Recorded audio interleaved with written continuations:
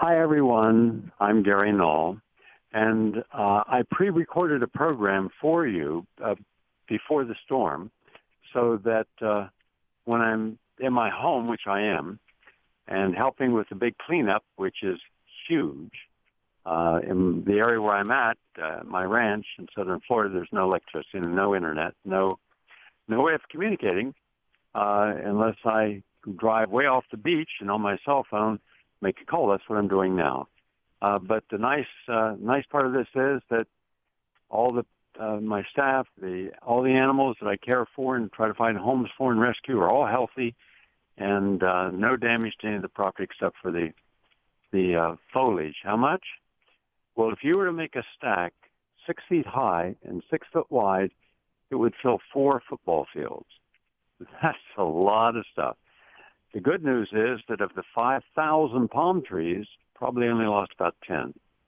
Most was bougainvillea and ficus and smaller shrubs and softwood trees. But everything is getting back to normal. It'll take about a week and a half to 2 weeks until it's just another experience. A lot to learn from it. I hope you listened last night to my show on Progressive Commentary Hour about how to survive a disaster. Because when I went out today, not a single place had generators, fans, water, nothing. Back at the few stores open, they had police inside because they were fearful of rioting, and also at the filling stations. Every filling station had a line 1 to 2 miles long. And, of course, that meant that they would be running out of gas. The police were there, but there were no problems. So people have been acting civil and understanding. So I look forward to having an upcoming wonderful experience with you all down at the retreat, and also I believe that from today's program we now have met the needs to purchase 321 additional premiums, which means that all the premiums, 100% of the premiums from the spring drive are now paid for and will be shipped out. I also understand BAI station manager came over and picked up a bunch of premiums, hundreds of premiums yesterday, which is good. So it looks like everything will get out the door, and that was the whole effort. Now we go forward from there. So now we're going to do the program, and for the next couple of days, you'll be hearing original programs. These are not rebroadcasts. It's just that this last week, before the storm, knowing I'd probably have to get into the storm and help, my neighbors who have no water, no electricity. No one has electricity down here, with food and other things. So I pre-recorded some programs, some really good programs. So enjoy the programs, and hopefully we'll have electric, which means the internet, which means my radio studio, which is I have my home, so I can go back to live broadcasting, hopefully by Monday. Now to our program for today.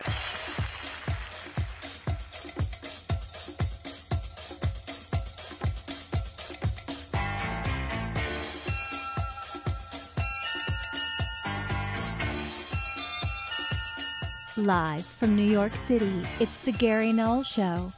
And now, your host, Gary Null. Hi, everyone. I'm Gary Null.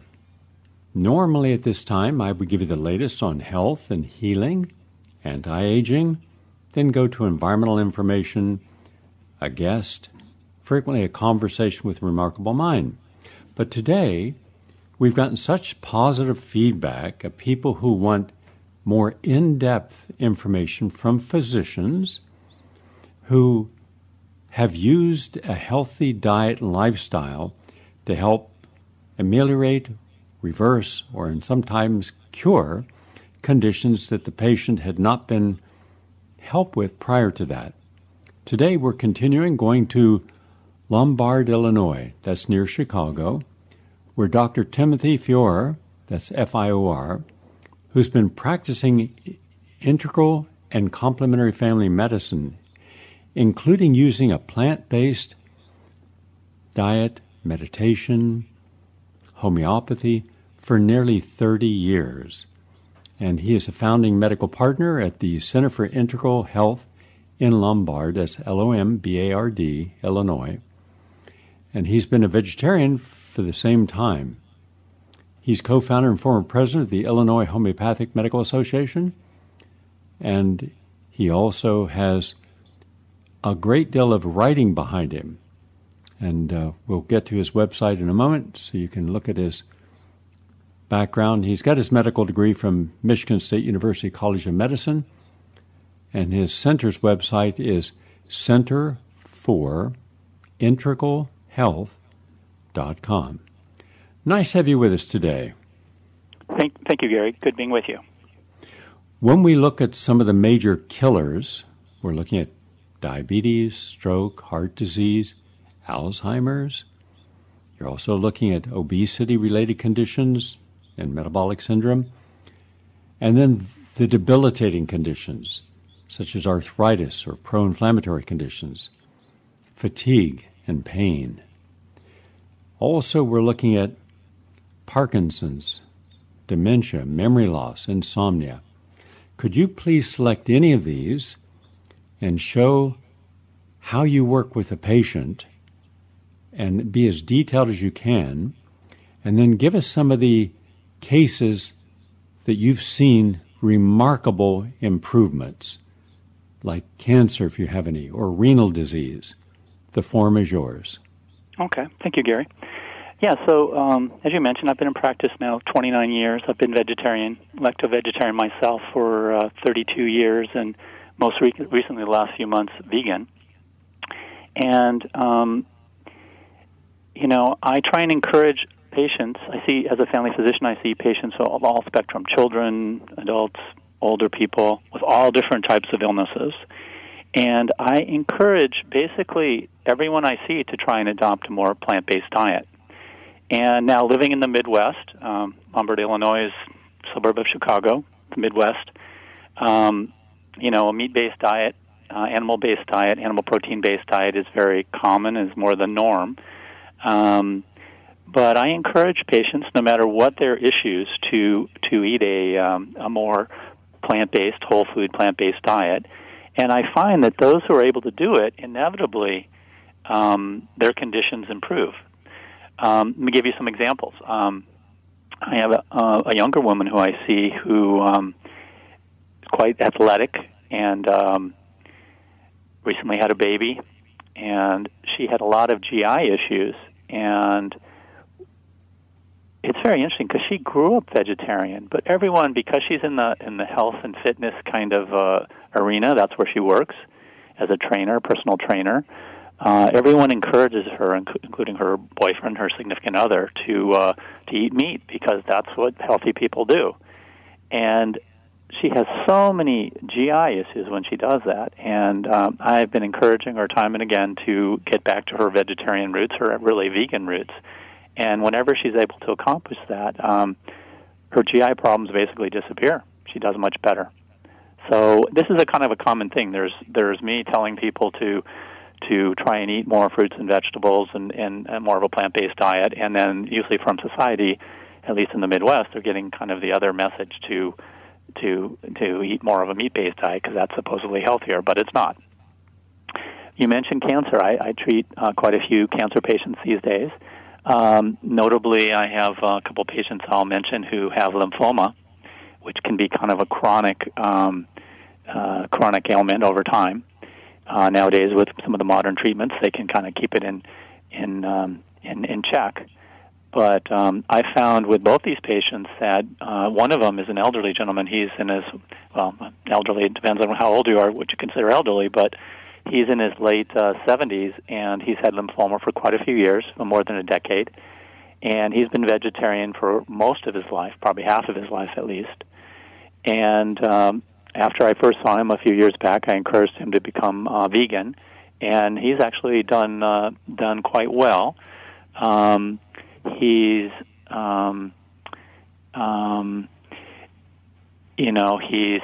sticks with the vegan diet, and we've done other things with him, homeopathic treatments and such, and he's done quite well. He went through a heart surgery, did really well with that.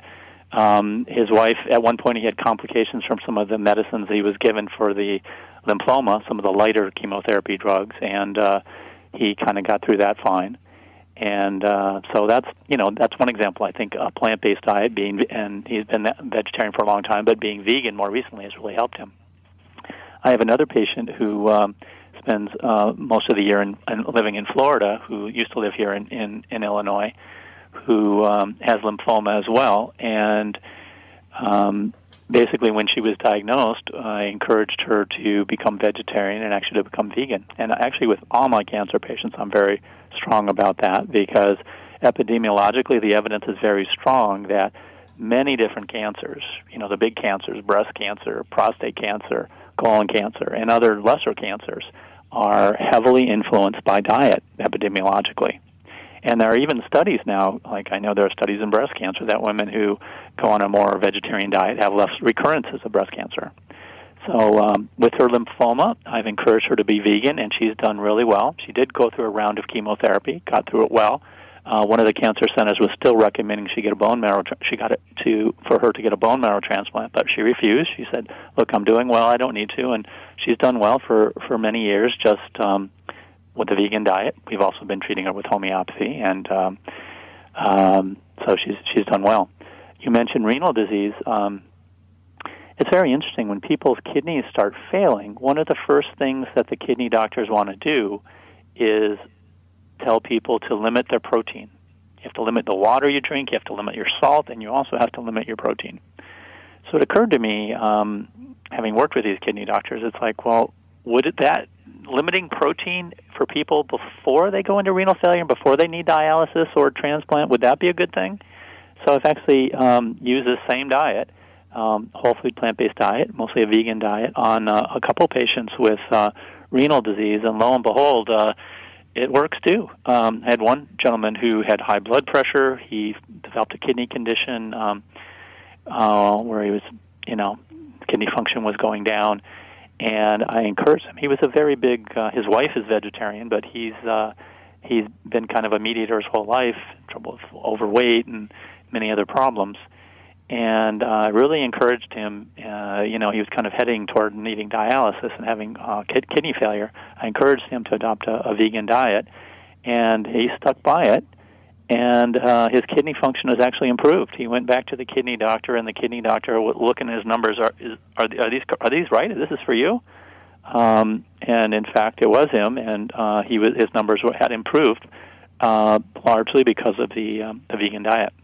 I have another patient who has kidney disease, and she's older, and she eats she's moving toward being vegetarian and or vegan, and she's done very well with her kidney disease. It's been stable for many years, and now she's in her 80s, and the kidney doctor is like, well, maybe you'll never need to go on dialysis. And I think the diet has been a big part of that. It's really kind of sad, because when I went to medical school, we weren't taught any of this. We were taught, drugs, surgery, radiation, chemo. These are the treatments you use. And it wasn't until after I graduated and I started looking around and meeting people and learning other things that I started finding out that, diet can be one of the most powerful factors in improving health for people.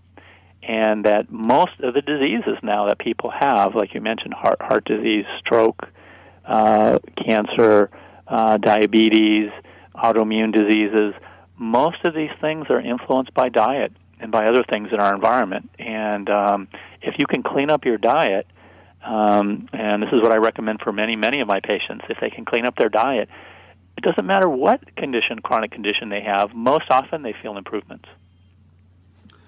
When you look at the average person's diet, tell us what you're seeing. And then, what would you consider the dirty dozen foods or beverages people should not have? And then what would you consider your plant-based superstars? Great question, Gary. So what I see people eating is too much animal stuff. Too much meat, fish, chicken. It's very interesting. Chicken is especially associated with certain illnesses like lymphoma. Why that is, I don't know. At some point, maybe we'll figure it out. But each of these things is associated with different problems. Fish, it's come to a lot of people's attention lately that fish is associated with higher mercury levels. It's very interesting. Where does the mercury come from?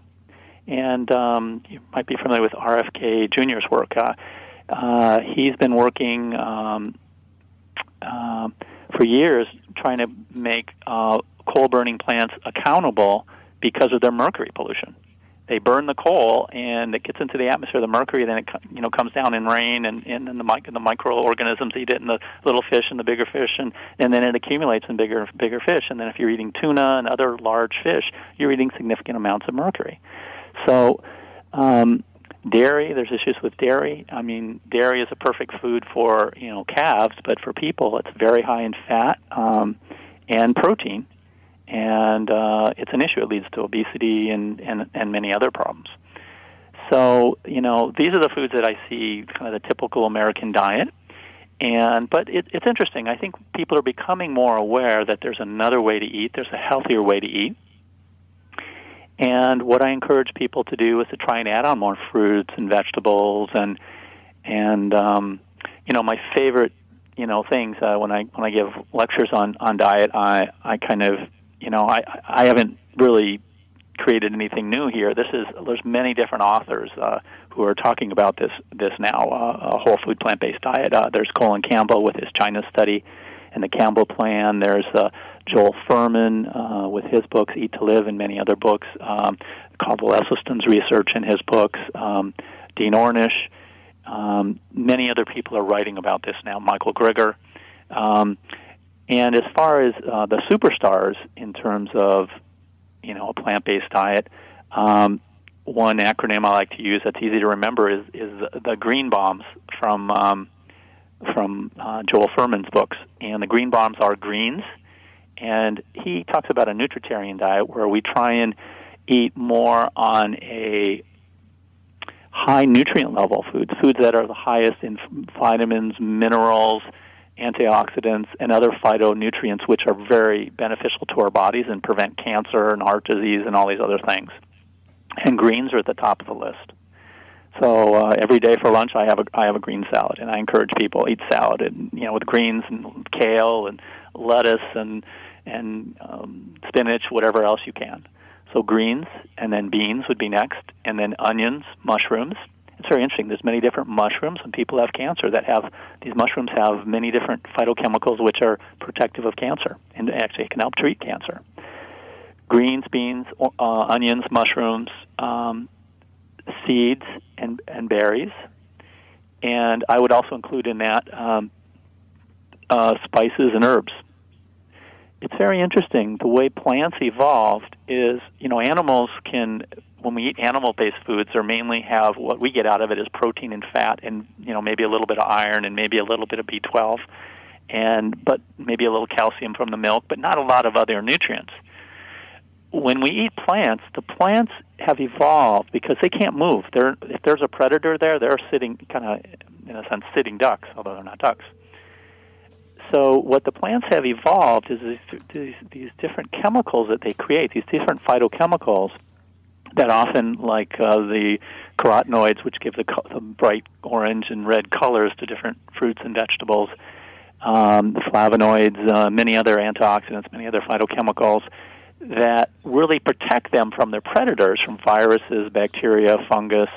And these are the same chemicals. When we eat them, they basically protect us from cancer, heart disease, and they basically strengthen our bodies, and our bodies need these things. And there's a lot of these chemicals now, or we're finding out they're even using some of these chemicals to treat cancer, infusions of some of these chemicals to treat cancer now. But the main thing is to get them from foods first as a prevention. That's what I encourage all my patients to do. Okay, what is the biggest stumbling block, or what challenges the person that they just can't seem to get beyond? Well, I think the biggest stumbling block to adopting a more plant-based diet is how you were raised, and then the people around you. when you all of a sudden become vegetarian and everyone else at your table is a meat eater, it's a little, I went through that phase. I've been vegetarian for 32 years. And at first my family kind of looked at me like, well, I grew up eating meat 2-3 times a day. And then I just felt, just kind of naturally, I felt that, after eating a big steak on a Sunday afternoon, I couldn't function. I just wanted to go and take a nap. You look at the carnivores, the lions and stuff, they go and they catch their food and then they sleep the rest of the time. So I found that naturally I started eating more vegetarian, and I had some skin issues, acne and things like that. The more I ate more greens, fruits, vegetables, especially greens, salads, just taking all these medications and stuff. But really it's when I went on a more vegetarian diet, that's when my health problems improved and my skin improved, and I could see my mental acuity was better. So I think, family is how we were brought up is a big thing. But also maybe even more important is the groups of people that were around. Luckily my wife and I were a member of a group, a church, where we're all vegetarian. So it's easy for us. We go out with our friends and we're all eating vegetarian, and it's no big deal. But I think for most people, especially in the Midwest and maybe other parts of the country, other parts of the world, that's difficult because their friends are all. It's like, let's go to a steakhouse, let's go to a seafood place, and places like that. It's still hard to get a vegetarian meal. Most other places you can get a salad, something vegetarian, vegetables. It's interesting. We see a lot of people from other countries like India, where maybe they were raised vegetarian, but they come here to Chicago. And it's you can see they get pulled into that, going and eating meat, because the culture here is so meat oriented. And but it's interesting. I think it's really changing. The options for vegetarian food are getting to be, even in the Midwest, are getting to be more and more. And people are getting to be more and more health conscious. They're realizing that a lot of their health problems are because of what they eat. And then because of nice movies like Forks Over Knives, it's like, you can get a bypass surgery or you can change your diet, like Dean Ornish and Caldwell Esselstyn have shown. And people are saying, wait a minute, do I want my chest cracked open, my heart stopped, to put on a bypass machine, or would I rather change my diet? Well, let me try that, the diet change. That sounds a lot more, a lot simpler than having the surgery and all the possible complications and the recovery from that.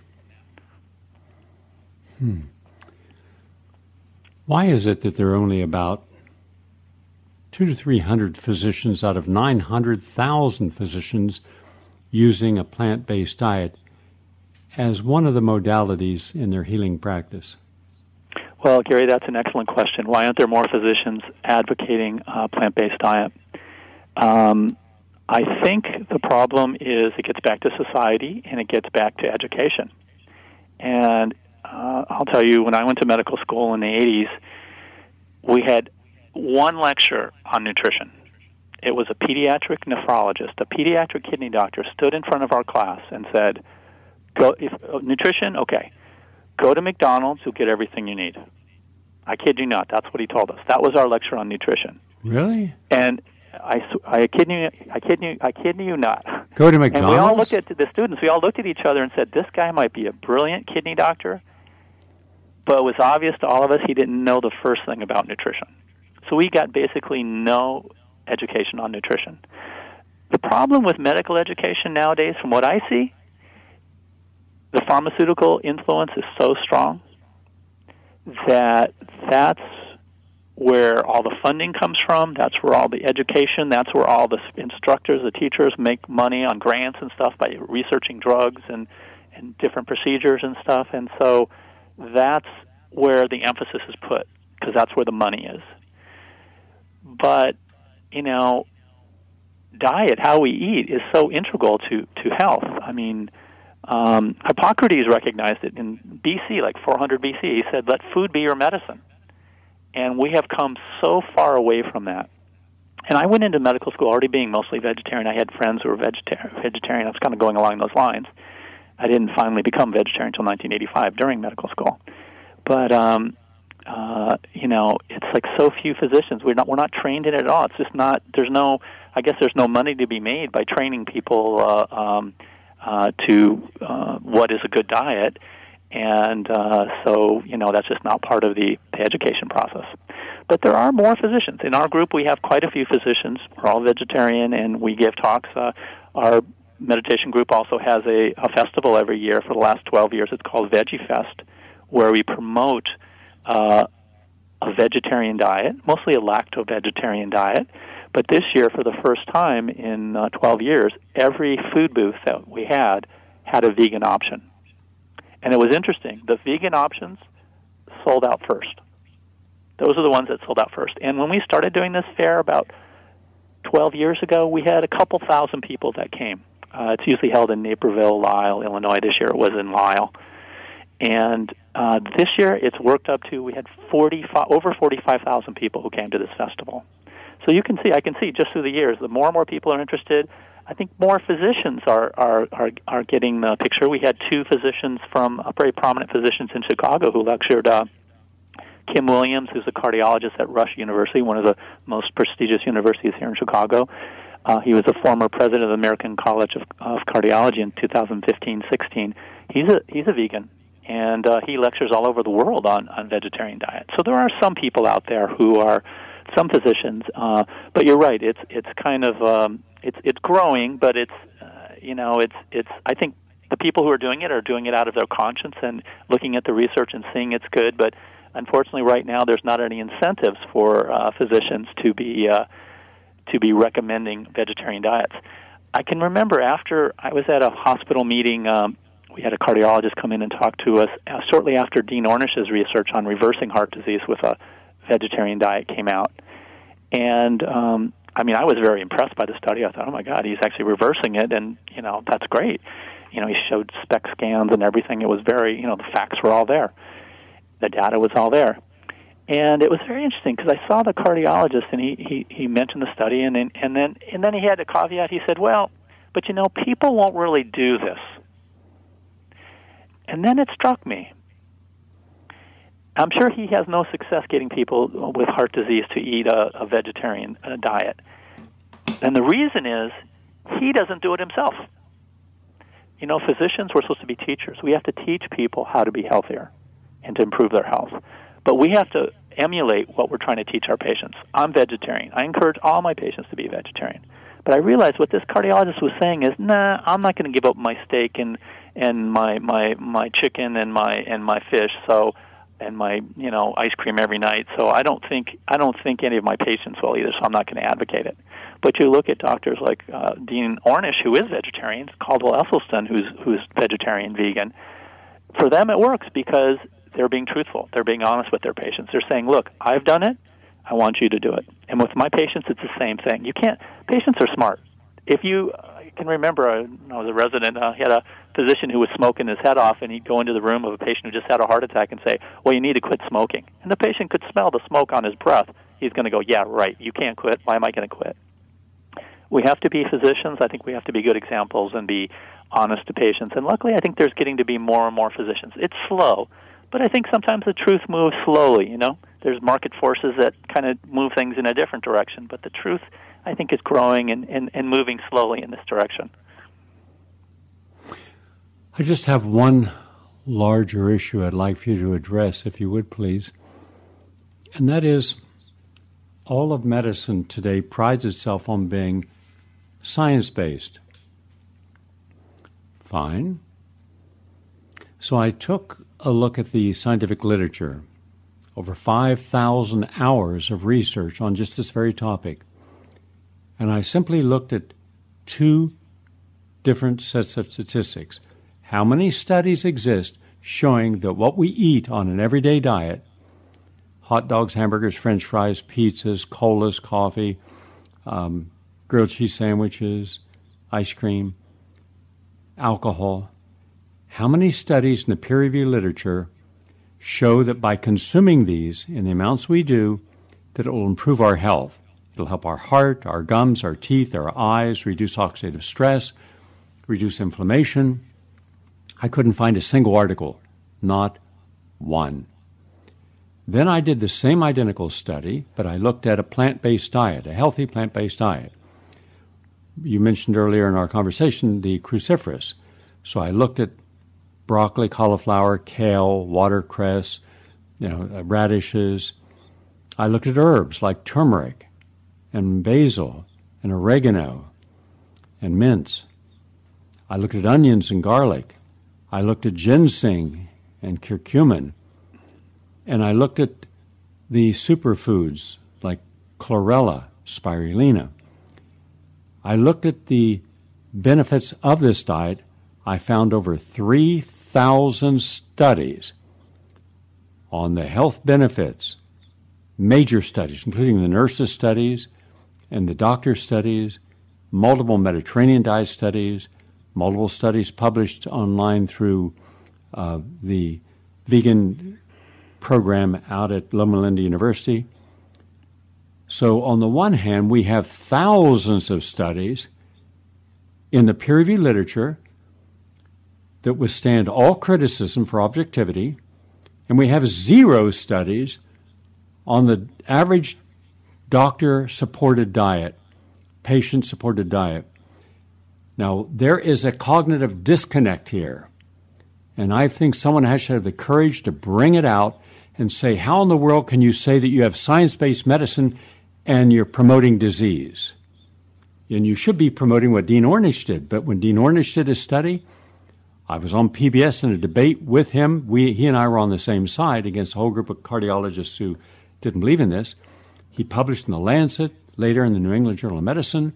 He was able to show by his study, and I interviewed the patients at the time, he was able to reverse the diseases that the cardiologist says you could not reverse.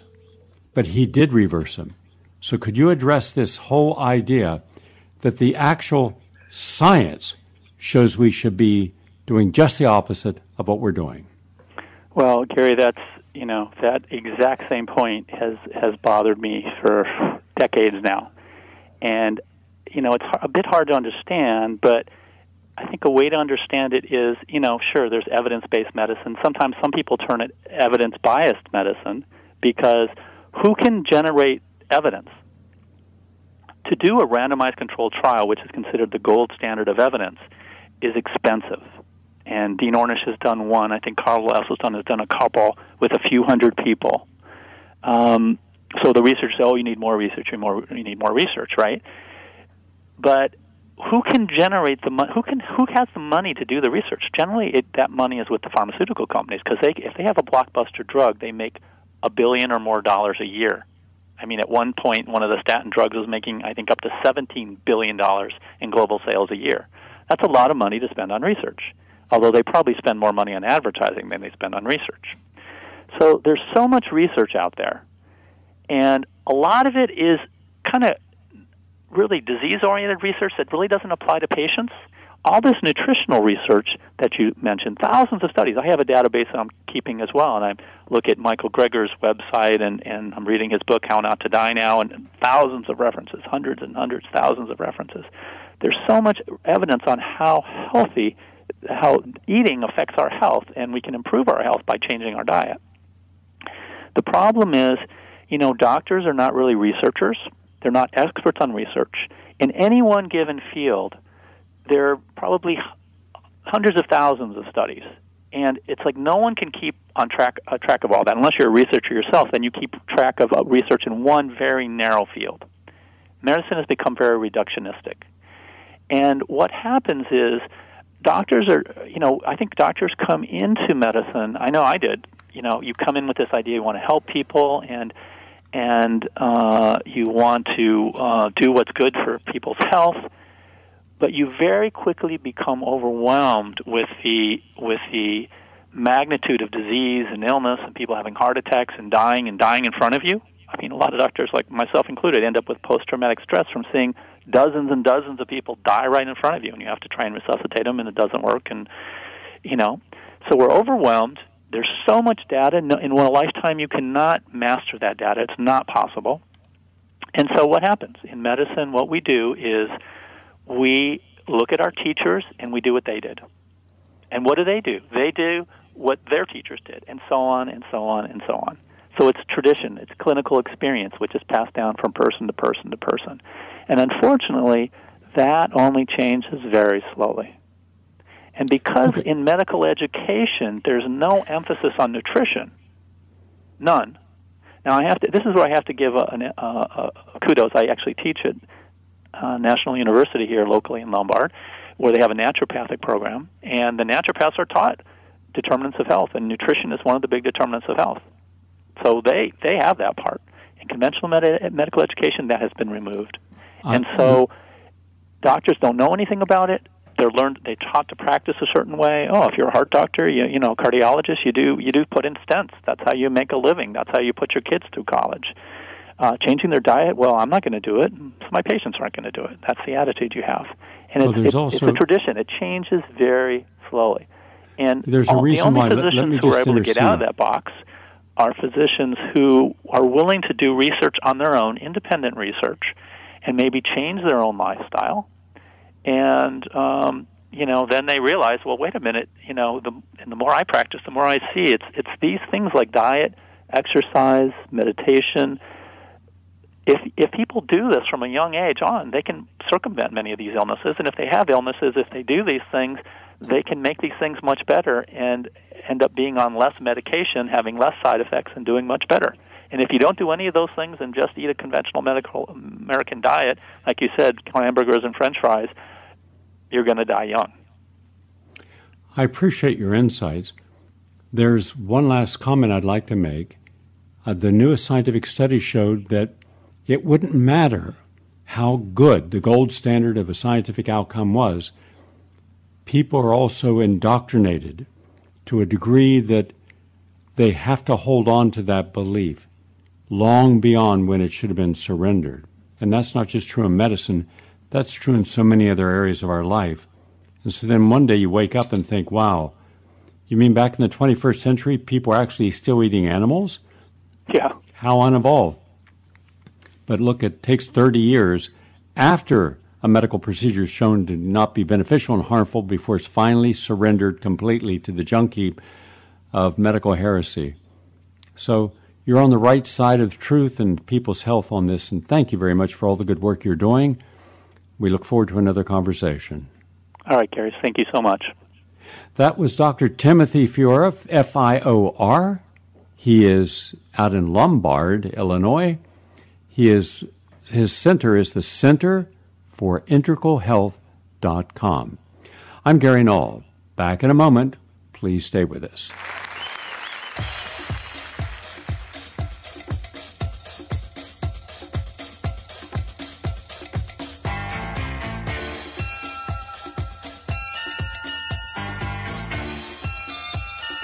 Welcome back, everyone. I'm Gary Null. This is a special presentation on how to live a longer, healthier life, how to prevent and reverse diseases, even the possibility of curing conditions that most of mainstream medicine considers treatable but not reversible, just trying to maintain symptoms.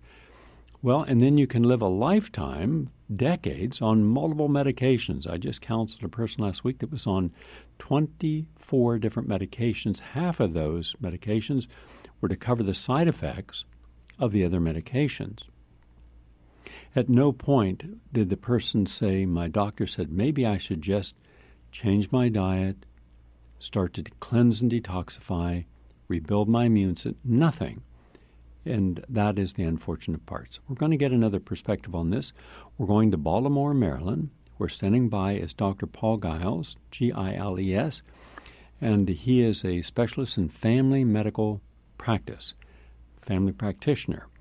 And he also has a background in molecular biology and with degrees from the University of Texas and also a doctorate and also from the University of North Carolina, Texas Health Sciences Center, and he also specializes in sports medicine. Nice to have you with us today, Paul. Oh, thank you very much for having me on. Paul, let's begin first with just a question about yourself. Have you ever faced any medical condition in your own life or your family's life that the tools you were trained to use simply were not adequate to the task and you had to go outside of that paradigm to bring in some additional tools, and then what was the outcome, if that in any way applies to you? I have not had any significant medical concerns in my own life that were not able to be addressed by Western medicine, and I've had a very blessed life in general with very few interactions with the healthcare system prior to going to medical school. Okay, then what opened you up to the idea that such things as a more healthier diet and exercise and stress management could make a difference in a person's health? I don't think I'm unique in most of America in feeling that pharmaceutics to some degree get out of control and wanting to be empowered to take control of my own health. Being in medicine and doing the education, I've had a lot of exposure to the research that is used to make basis for recommendations that physicians provide.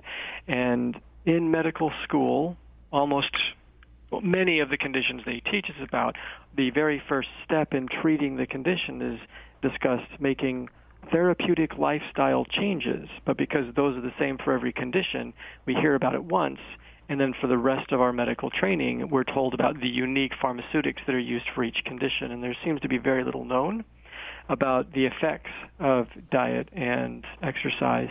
It was the main reason I went to do a sports medicine fellowship, was learning about the use of exercise to treat arthritis and to deal with diabetes and a number of other chronic conditions.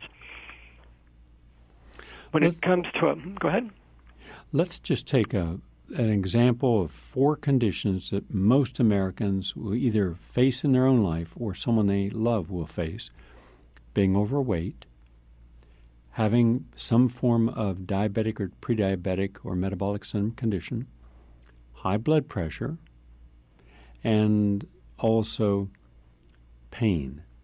For those 4 very common situations, could you tell us some of the results, positive results, that you've been able to obtain in your patients, including reversal of those conditions, and how you got there?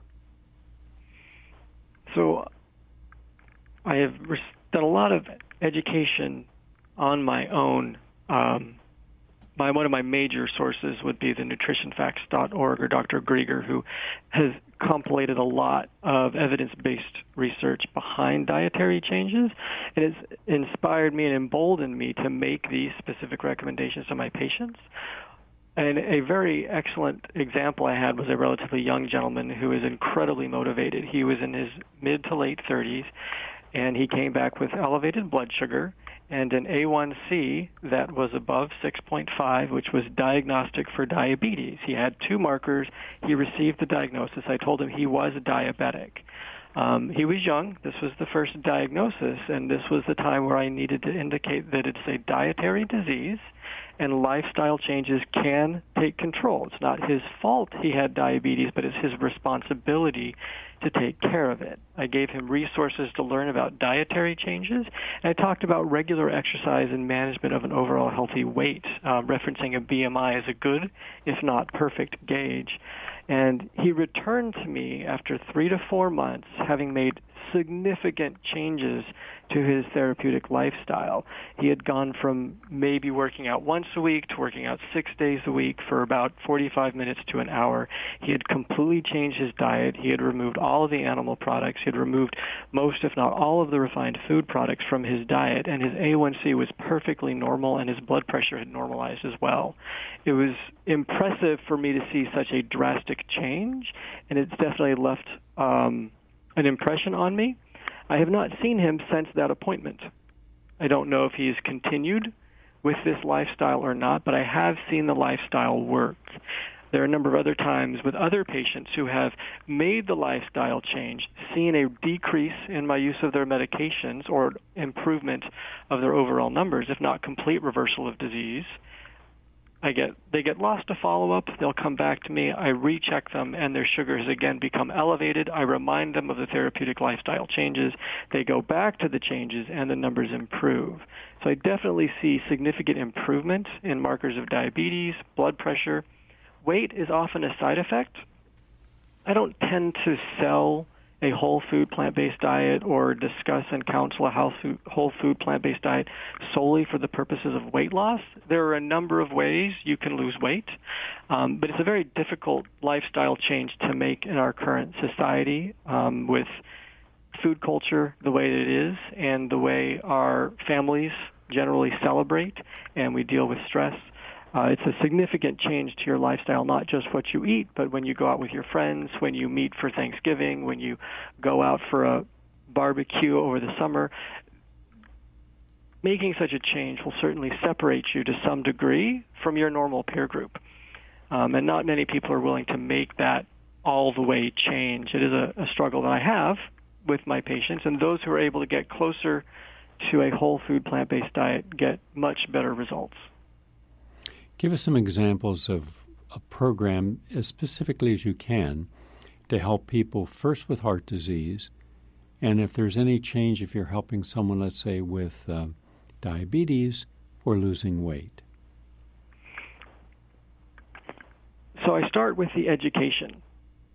Because of the difficulty of making a change in your entire life, I need to have a buy-in. You need to understand the power of making the dietary change. There are then a number of ways you can do it. There is some research out there to show that if you're able to make a 100% switch for 21 days or 3 weeks, you are more likely to stay with that change going forward. To explain that, it would be some people want to negotiate the giving up of their favorite foods. They will all give up red meats, but I'll still have chicken and fish and cheese. And so they'll give up the red meat for 3 weeks, so they feel like they're doing without. And then maybe they want to take something else out, and then something else away. And eventually you lose the motivation, or that's what I've seen in my practice, to where you're spending months to a year of constantly feeling like you're living without something. If you're able to force yourself to get through 21 days of that feeling of loss, of giving up food that you love, after those 21 days, those cravings go away, and you no longer miss all of those foods that you were missing. Yes. Hello? Yes, I'm still here. Yeah. Now, what reliance do you have on supplementation, if at all? So a whole food plant-based diet is inherently deficient in vitamin B12. So you do need to supplement with vitamin B12. All right. And anything else? I will screen for vitamin D deficiency, and that's mostly about a westernized industrial environment where most people spend a majority of their life indoors and away from the sun. And so the natural mechanisms by which the body creates vitamin D, which is UV radiation to the skin, is lost. And so a large majority of us are deficient in vitamin D, so I will screen for that as well. When you're looking at all the patients you see, and I'm assuming you've counseled thousands of patients, correct? Mm-hmm. Then what percentage of them who adhere as you have requested them to adhere, have you seen major results in the reversal of these diseases? So a very small percentage of my patients to whom I counsel can make the change. Those that do make the change, I have seen incredible, almost difficult to believe results. I have another gentleman who I see twice a year who has had a cardiac stent placed, was on high-dose cholesterol medication, which is the protocol when a stent is placed. He was on blood-thinning agents. He was on an agent to control his blood pressure and protect his heart. And he was also on another blood pressure medication. He actually found the dietary intervention on his own and was very motivated in doing the research himself when he came to me, and I was very familiar with it and supported him wholeheartedly in his endeavors to make these changes. And he's also worked with his cardiologist, who is also familiar with the power of a whole food plant-based diet. And he now is off all of his cardiac medications. He has no blood thinners. His beta blocker was removed, and his cholesterol medication was removed because his cholesterol was so low. His total cholesterol was less than 100, and his LDL was less than 50. The medication was no longer driving his cholesterol down. And after, I think it might have taken about a year or so for his cardiologist and myself to sort of feel it was comfortable to take the medication off, try a medication holiday, and see what happened to the labs 6 or so weeks out, and see if the levels of the laboratories that we monitored were able to be maintained. That's terrific. Now, you mentioned that only a small percentage of your patients are willing to or can adhere to the protocols. What are the primary reasons they give you for not being able to do it? It is a drastic change from a standard American diet. It is also not something that can be left to the last minute. For shelter, food, and clothing being the three most important things to maintain life, they are all things that are generally put on the back burner.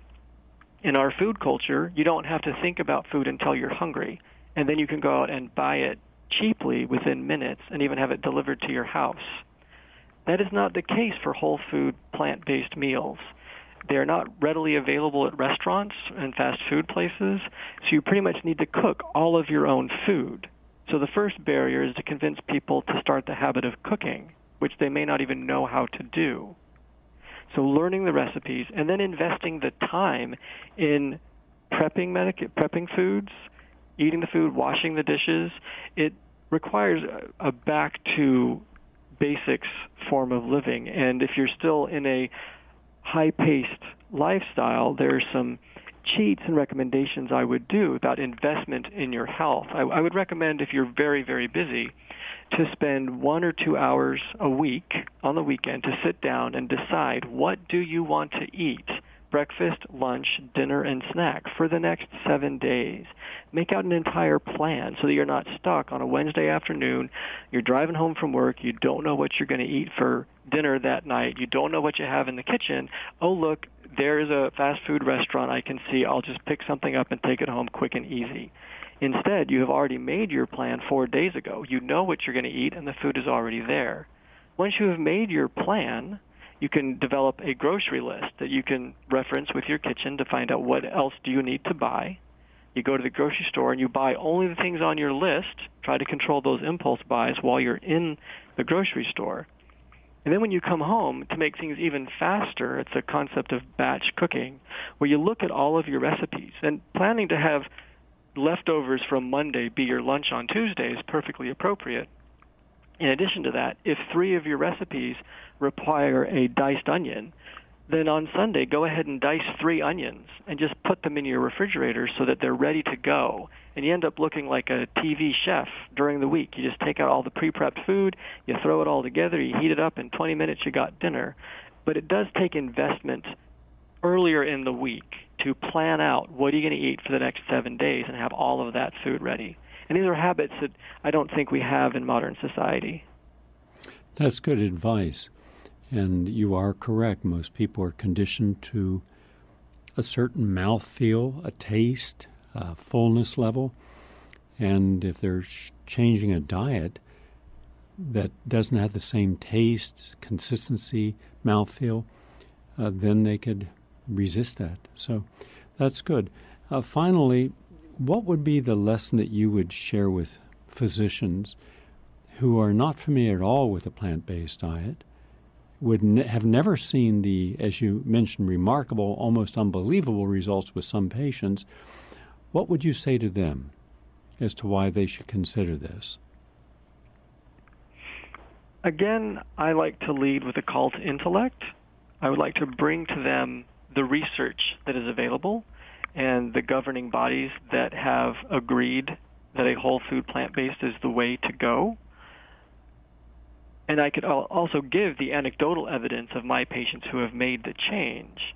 But I would actually challenge most physicians to make the change themselves. As you know, a patient who smokes is less likely to stop smoking when a physician who is smoking in front of them tells them to quit. I feel that physicians gain a great deal of authority when making this type of a dietary change if they themselves are following it. I would agree with that. I appreciate you coming on and sharing your insights with us today. Certainly. It was a pleasure. Dr. Paul Giles, my guest. I'm Gary Null.